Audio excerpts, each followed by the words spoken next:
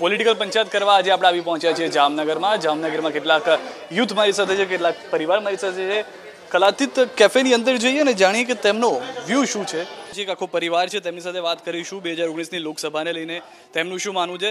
સૌથી પહેલાં હું આપને પૂછવા માંગીશ, પોલિટિકલ પંચાયતમાં 2019માં ગવર્મેન્ટ કઈ મજબૂત જોઈ રહ્યા છો, કયા પક્ષને વધુ મજબૂત જોઈ રહ્યા છો? બીજેપી. શું કારણ?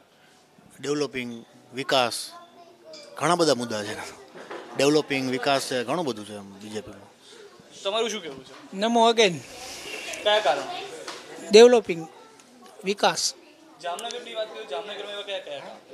જામનગરમાં ઓલ ઓવર બધે વિકાસ. એવા કોઈ મુદ્દા, એવા કોઈ કામ કે જે કર્યા હોય જામનગરની અંદર? બધા ડેવલપિંગમાં.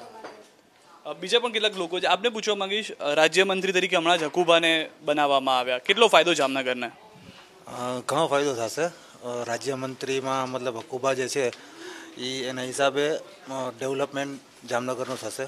સાથે સાથે પૂનમબેન છે, પૂનમબેન અને હકુબા જ્યારે બીજેપીમાં સારા એવા નેતા છે એના હિસાબે ડેવલપિંગ થશે. પણ મારું એવું માનવું છે કે આ વખતે કદાચ જો બીજેપી આવશે અથવા તો જે પણ ઇલેક્શનના જે વોટ જે નાખવામાં આવશે ને એ સિમ્પથી વોટ્સ બીજેપીને મળશે, ના કે મુદ્દા ઉપર. કારણ કે બીજેપી સરકાર જે છે એ મારા હિસાબે રોજગારના મુદ્દે એકદમ નિષ્ફળ ગઈ છે. જે મતલબ અત્યારે જે કંઈ પણ ટીવી પર માહોલ ચાલી રહ્યો છે, સોશિયલ મીડિયા પર માહોલ ચાલી રહ્યો છે, એ પ્યોરલી સિમ્પથી માટેની વસ્તુ છે કે જે આતંકવાદી હુમલા છે, આ છે, જે કોર મુદ્દા ઉપરથી અત્યારે બધાનું ધ્યાન કેન્દ્રિત નથી અને મેઇન વસ્તુ સિમ્પથી ઉપર છે અત્યારે, મારું એવું માનવું. કોઈ પણ આવે, ભાજપ આવે કે કોંગ્રેસ આવે, ગંદકી સાફ જોઈએ સોસાયટીમાં કે બહાર જાઓ જામનગરની અંદર, ગંદકી ન જોઈએ એમ. હું પટેલ કોલોનીમાં 6 નંબરમાં રહું છું, ગંદકી ફૂલ છે, એટલો જ મારો પ્રશ્ન છે. તમે ઘર ચલાવતા હશો, ઘર ચલાવવામાં મોંઘવારી તમને કશે નડે છે? 2014-2019માં કોઈ ફરક દેખાય છે? હા, બધાયમાં, શાકમાં, અનાજ, કઠોળીમાં, બધાયમાં મોંઘવારી તો વધે જ છે. કાંઈ પણ થયું એટલે સીધું મોંઘવારી, ને પેટ્રોલમાં સૌથી વધુ. પેટ્રોલમાં વધે છે દર વખતે. બાળકોની ફીસ એટલી બધી વધી ગઈ છે કે તમારે ઇંગ્લિશ મીડિયમમાં ભણાવવા હોય તો તમારે વિચાર કરવો પડે એક વખત, કે મધ્યમ વર્ગના હોય તો એટલી બધી હાઈ લેવલની ફીસ હોય છે ને કે કાંઈ માપ જ નથી એમ, કે એમાં કાંઈક કંટ્રોલ કરવો જોઈએ કે આટલી જ ફીસ હોવી જોઈએ એમ. ગવર્મેન્ટે કાંઈક એવો નિયમ બહાર પાડવો જોઈએ કે બધાય ભણાવી શકે સરખાએ ઇંગ્લિશ મીડિયમમાં, બધાય પોતપોતાના ચિલ્ડ્રન્સને. ફીઝની વાત કરી, અલગ અલગ મુદ્દાઓની વાત કરવામાં આવી, પરંતુ આપને ફરીથી એક વખત એ જ પૂછવા માંગીશ કે કદાચ જ્યારે રોજગારી કે જોબ ઓપોર્ચ્યુનિટીઝ છે, તમે જોઈ રહ્યા છો કે જે મોંઘવારી છે તેની સામે સોર્સિસ ઇન્કમના છે? ઇન્કમ સોર્સિસ અત્યારે 100% સારા છે, બધી રીતે સારા છે.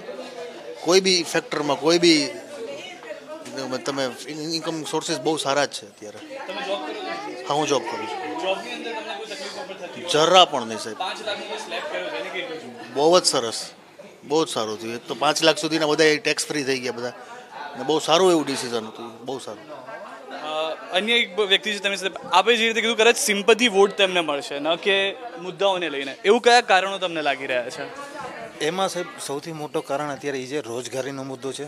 રોજગારી, ટેલિકોમ સેક્ટર આખું ફિનિશ થઈ ગયું છે. ટેલિકોમની સાથે સાથે ઘણા એવા સેક્ટર છે જ્યાં જોબ ઓપોર્ચ્યુનિટીની જ્યારે આપણે વાત કરી રહ્યા છીએ એની બદલે જોબ ડિસ્ક્રીઝ થઈ રહી છે.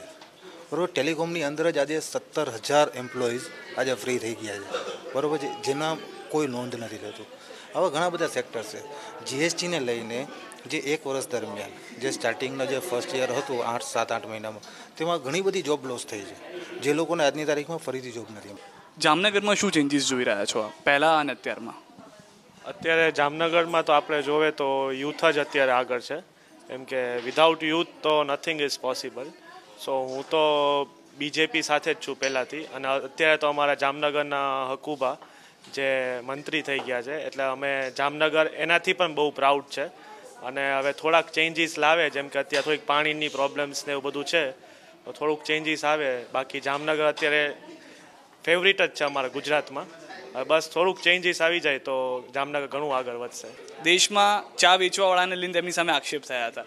આપે કોંગ્રેસનું શાસન જોયું છે, હાલની સરકારનું શાસન જોઈ રહ્યું છે, બંનેની કમ્પેરિઝન કરો, વધુ કયું સારું આપના મુદ્દે લાગી રહ્યું છે? હવે જોવા જઈએ તો આટલા વર્ષ કોંગ્રેસે બી રાજ તો કર્યું છે, કોંગ્રેસે બી તો મુલ્કને આગળ લઈ આવ્યા છે, એમ નહીં. એ બી સુપર પાવર બન્યા છે. એટલે રેલવે સ્ટેશનો બનાવ્યા છે, ગાડીઓ બનાવ્યા છે, બિઝનેસ બનાવ્યા છે, ડેવલપમેન્ટ કર્યા છે અને બધી ચીજો કર્યા છે, એમ નથી કે નથી કર્યા. તો હવે આ મોદી સાહેબ બી આવ્યા છે તો એ બી ટ્રાય કરે છે કે આપણે કાંઈ બેટર થાય એનાથી. પણ પહેલે બી કાંઈ બેડ નહીં હતું, પણ એની પોલિસી પ્રમાણે ચાલ્યા તો જરાક એમ થઈ ગયા, પણ નોટ બેડ. હવે જુઓ શું થાય છે.